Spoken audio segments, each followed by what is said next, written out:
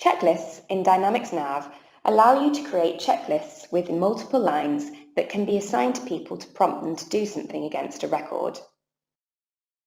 Checklists can be created against a single record, or you can create templates which can be reused against records in a table. Examples could be customer account review, vendor update, and so on. As an example, we'll create a checklist template which can be reused, in this case, a new item checklist. Here, we'll create a checklist template and we'll add some lines to it.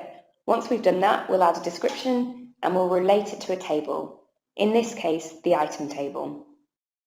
We can select it from the checklist template section to create it, and we can view it and check it off.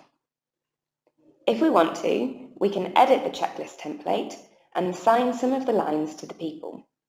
If I now create a checklist from that template, 2 lines will be assigned to me.